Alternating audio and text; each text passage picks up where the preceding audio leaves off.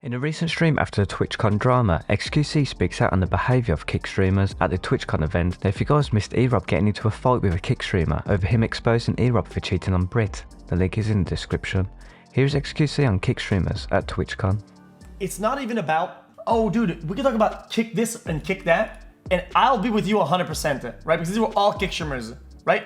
Being a bunch of words. But we should just take this double time and just get the police involved, man. When people do actual crimes and actual dumb shit like that, dude, you get the police involved, okay? That'll get the message across, one, and two, that'll ban everybody, regardless of the platform or who the they are, brother. And no, don't give me this, oh, dude, no. It's not some shit. You don't go up to somebody and fucking suck on their nipple, brother. You don't do that shit, okay? It's just something you don't do, man. As not the other guy like pushing it like on the train or whatever. What the fuck is that about? Brother, we almost had to swing hands at this scumlord. Going to TwitchCon to stream on another platform, while explicitly being as annoying, obnoxious, and insufferable as possible, does not instill confidence on why people should stream there instead of Twitch. TwitchCon is an incredible event that brings together creators from all platforms, and we're grateful to Twitch for giving our community the chance to participate. However, the actions of a few individuals don't reflect the broader platform, and multiple accounts have been suspended for violating our IRL streaming policies. While it may only be a few individuals, it seems to happen too often, and they are ruining the image of the platform. And to be clear, my post was not just about Kick. Kick would do well with more professional streamers and broadcasts such as Tier 1 esports tournaments. We're continuously working on reviewing policy and doing better, especially when it comes to such great events like TwitchCon, DH, and others. Twitch called the police and got him trespassed from the venue. Police can't do anything if none of the victims report him or press charges. NMP definitely should have pressed charges, even if he didn't want to at first. Hearing about your friends being harassed by the same person should have been enough motivation. I mean, he still can. The suspect is probably easy to identify. If it's true that he was trespassed from the venue, police already has his info, and Nick has the evidence, on video plus eyewitnesses, that stood around him when it happened. It's very sad to see that, because men are constantly told men can't be SA'd. NMP didn't contact the police or press charges, which led to a bunch of other people getting SA'd by the same guy. It should get normalized that it's not okay to treat men as objects or to assault men. It's crazy I even have to say this. I think blaming Nick for everything that this MFer did is not fair though. You can clearly tell that Nick and Wake were shocked by what he did and couldn't process it in the moment.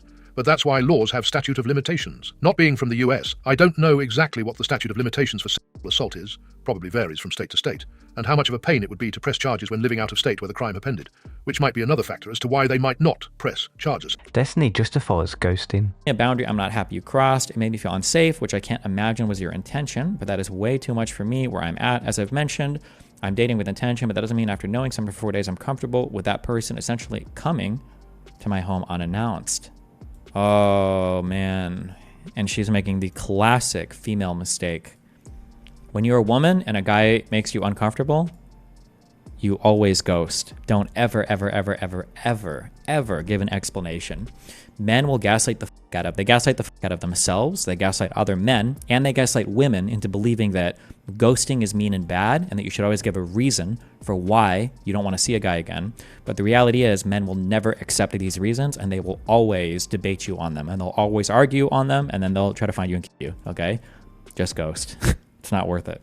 Just say why and then ghost right after. If you can't actually tell someone that you don't like them or why, then grow up, emo. You can't get gaslit or debated out of it if you ghost after you tell them why. Say your piece and dip. The assumption here is the person is being creepy. You don't give a creepy person anything to scare them into acting. You leave while making as little noise as possible. The problem you have is you're looking at it through the lens of a guy. I'm a guy too. I don't give a shit if I reject a girl or if a girl knows where I live after I reject her. Now imagine you're a gay guy for a second, and the guy you just rejected has 100 pounds of muscle on you, is a foot taller than you, and the entire time you're with him, at the movies or restaurant, he looked at you like you were food, still letting him know you don't like him. Out of here. You're ghosting his ass and wearing a wig and walking with a limp while outside for at least 2 weeks. Now, context is very important. Ghosting is fine under a few conditions. 1. Your own safety. 2. The form of communication has some method of indicating that you are ghosting, unmatching or blocking, for example. 3. You've already made the effort to explain and they keep making attempts. The reason ghosting is bad is if it is wasting someone's time, as in, if that person is waiting on you with no sign of anything going bad. The only exception is, of course, number 1, because you might just be too stupid to realize you made someone feel unsafe. So it's actually not an exception. You'd know you did something bad if you weren't stupid. But it needs to be stated. Nobody owes anyone an explanation, but we should respect each other's time, unless they are an asshole, then F their time and explanation. S-Fan bruises E-Rob's knuckles. Can I sit out of?